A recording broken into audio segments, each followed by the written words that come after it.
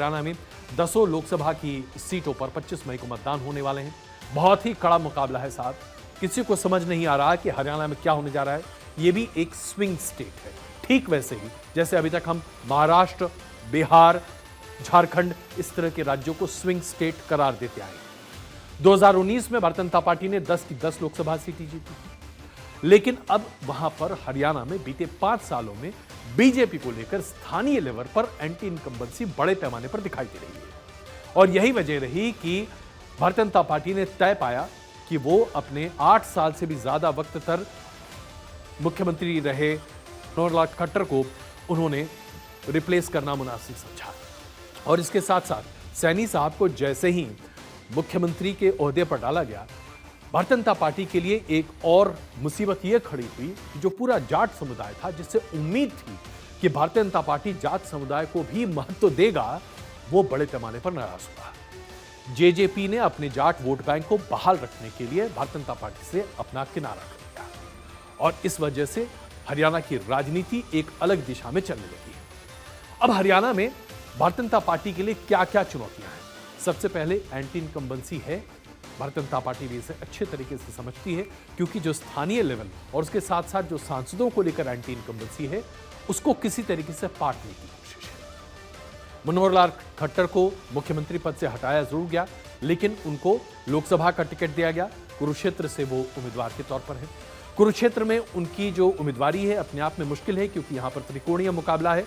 लेकिन ऐसा माना जा रहा है कि मनोहर लाल खट्टर की स्थिति अगर तब बेहतर हो सकती है जब वोटों का बंटवारा पूरी तरीके से हो जाए, क्योंकि अगर लड़ाई सीधे तौर पर बीजेपी वर्सेस कांग्रेस होती तो शायद किसान आंदोलन की आग खट्टर साहब को झुलसा सकती थी। तो इसलिए अभी खट्टर साहब के लिए स्थिति यहां पर जरा ठीक बनी हुई है। दूसरी बड़ी दिक्कत क्या है? जेजेपी के साथ करार नहीं हो पाया भारतीय जनता पार्टी का। अगर यह करार हो पाता तो जो जाट वर्ग है, जो बड़े पैमाने पर वहां पर अपना आधिपत्य रखता है, उससे थोड़ी सहानुभूति मिल जाती और भारतीय जनता पार्टी को जो गैर जाट वोट पर पूरा यकीन है और वो उसे अपना मानती है, इस पर जब जाट वोट का भी समर्थन मिल जाता तो सोने पर सुहागा की बात होती। इसके साथ साथ हाल ही में हमने देखा कि दुष्यंत चौटाला की जेजेपी ने भारतीय जनता पार्टी के खिलाफ फ्लोर टेस्ट की मांग कर दी। राज्यपाल के सामने विधायकों को परेड कराने की भी मांग हुई। और जेजेपी की इस पूरी रणनीति के साथ कौन खड़ा था?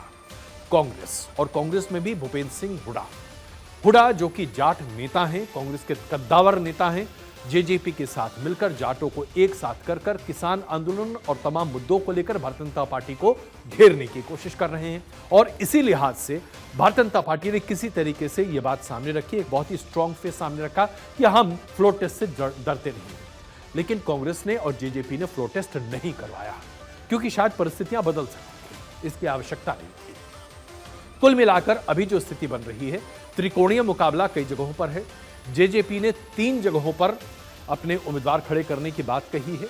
कुल मिलाकर स्थिति यह बनती हुई दिखाई दे रही है कि भारतीय जनता पार्टी को आज कई चुनौतियों का सामना करना पड़ रहा है और उसमें एक बड़ी चुनौती है भारतीय जनता पार्टी का अंतर्विरोध। क्योंकि जिस तरीके से भारतीय जनता पार्टी ने वहां पर लोगों को संभालने की कोशिश की, कैंडिडेट्स रिप्लेस किए लोकसभा के उम्मीदवार के तौर पर, ऐसे में अनिल विज जैसे भारतीय जनता पार्टी के पुराने नेता, जो कि हरियाणा में अपनी एक अलग पकड़ रखते हैं, उनको उम्मीद थी कि मुख्यमंत्री का इस बार बनने का मौका उनको मिलेगा, नहीं मौका मिला। इसकी वजह से बड़े नाराज रहे। इसके साथ साथ अगर आप देखें तो कई ऐसे टिकट के उम्मीदवार थे जिन्हें लग रहा था कि इस बार भारतीय जनता पार्टी उनकी किस्मत खोलने जा रही है, लेकिन विनेबिलिटी के आधार पर और इसके साथ साथ एंटी इनकम्बेंसी को कंट्रोल करने के लिए भारतीय जनता पार्टी ने हरियाणा में एक ऐसा दांव खेला है जिसमें कई लोग नए आज सामने। अब जैसे कि मैं आपके सामने गुरुग्राम का एक छोटा सा एग्जाम्पल प्रस्तुत करता हूं। बीजेपी के उम्मीदवार हैं राव इंद्रजीत सिंह। ये पूरा कैंपेन खुद चला रहे हैं साहब। बीजेपी के गुरुग्राम के 3 विधायक ऐसे हैं जो कि इंद्रजीत सिंह के साथ दिखाई ही नहीं दे रहे। बीजेपी के विधायक हैं, लेकिन अपने उम्मीदवार के साथ नहीं दिखाई दे रहे। इसके साथ साथ कांग्रेस ने यहां पर राज बब्बर को उम्मीदवार के तौर पर उतारा है। राज बब्बर पर बाहरी का ठीकरा फोटा जा रहा है, लेकिन कुल मिलाकर यहां पर स्थिति इसलिए बहुत मुश्किल हो रही है क्योंकि राज बब्बर को वहां पर स्थानीय समर्थन भी मिल रहा है। गुरुग्राम का जो क्षेत्र है उसमें रेवाड़ी, गुड़गांव और नूंह जिले आते हैं। अब यहीं पर खेल है साहब। नूंह जिला जो है वो आमतौर पर अगर आप देखें तो यहां पर मुस्लिम आबादी 60% से ज्यादा है। राज बब्बर को यहां से कांग्रेस ने उम्मीदवार के तौर पर उतारा इसी वजह से। इसके साथ साथ गुड़गांव में भी आपने देखा था बीते 5 साल में कई तरह की राजनीति यहां पर हुई, जिसमें धर्म आधारित राजनीति प्रमुखता से हुई, चाहे वो बिरयानी के खिलाफ हो या नमाज खुले में पढ़ने के खिलाफ हो या नूंह में जो बहुत बड़ी सांप्रदायिक हिंसा हुई थी उसको लेकर देखा जाए। इस सब को भुनाने के लिए राज बब्बर को कांग्रेस ने उम्मीदवार के तौर पर उतारा। लेकिन अब इस पूरे मामले में गुरुग्राम में फंस कौन रहा है? फंस रहे हैं भारतीय जनता पार्टी के उम्मीदवार राव इंद्रजीत सिंह। ये सीट मुश्किल हो सकती है भारतीय जनता पार्टी की। तो ये एक अपने आप में एक बड़ा मसला है।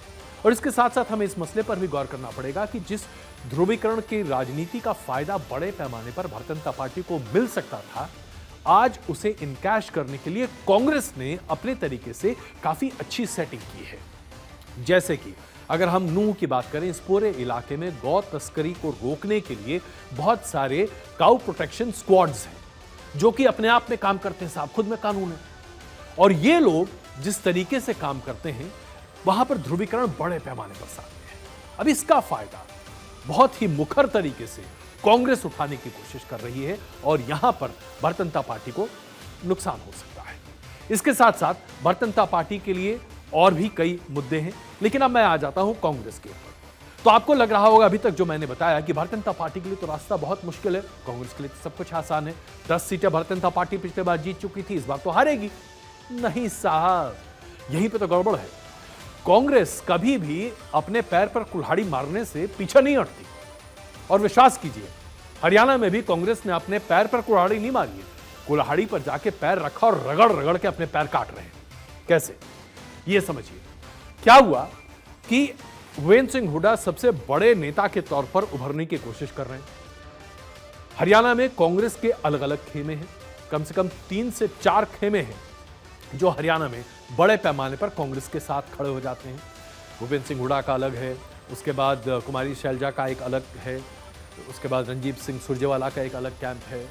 इस तरह के अलग अलग कैंप्स बने हुए हैं और ये सारे कैंप एक दूसरे को काटते रहते हैं।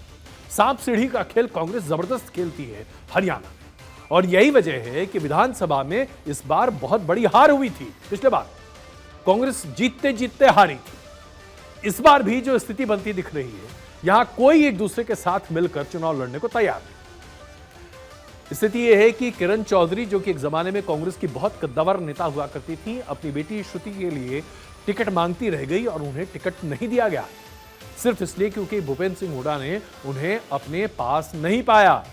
उन्होंने तो सार्वजनिक तौर पर कह दिया कि मुझे, मेरे परिवार को, मेरे पूरे वोट बैंक को खत्म करने की साजिश रची जा रही है। अब आप खुद ही सोच लीजिए, जब कांग्रेस के नेता आपस में इस तरह के सिर फुटौल कर रहे हों तो ऐसे में किसी और की आवश्यकता है क्या आपको? नहीं है साहब। तो यानी कांग्रेस के पास बनी बनाई जमीन है, लोग वहां पर असंतुष्ट हो सकते हैं, उस असंतोष को भुनाया जा सकता है, लेकिन कांग्रेस ऐसा कर पाएगी, इस पर बहुत बड़ा सवालिया निशान है। और यह इसलिए क्योंकि भीतरघात जितना कांग्रेस के लिए काम कर रहा है उससे कहीं कम भारतीय जनता पार्टी के लिए काम कर रहा है। यानी एंटी इनकम्बेंसी, लोगों की नाराजगी, यहां तक कि वो जो पूरी स्कीम है अग्निवीर, जिसको लेकर लोग जाट बड़ी संख्या में फौज में जाते हैं, अग्निवीर स्कीम उनके लिए बड़ी महत्वपूर्ण होनी चाहिए थी, लेकिन वो उसमें अपना उत्साह नहीं दिखा रहे, सरकार से नाराज है। वो चाहती है कि रेगुलर स्कीम होनी चाहिए, इसको भी इनकैश नहीं कर पा रही कांग्रेस। कुल मिलाकर स्थिति यह है कि 10 सीटें जो हैं हरियाणा की लोकसभा के लिए, इन 10 सीटों पर भारतीय जनता पार्टी और कांग्रेस के बीच में कांटे का मुकाबला है। करवट किसी भी तरफ बदल सकता है ऊंट, लेकिन भारतीय जनता पार्टी के पास एडवांटेज है। अब आप इसी से समझ जाइए कि जब बनी बनाई तवे पर रोटी पड़ी हो और उसे कोई ना खा पाए तो ऐसे व्यक्ति को कांग्रेस पार्टी कहते हैं।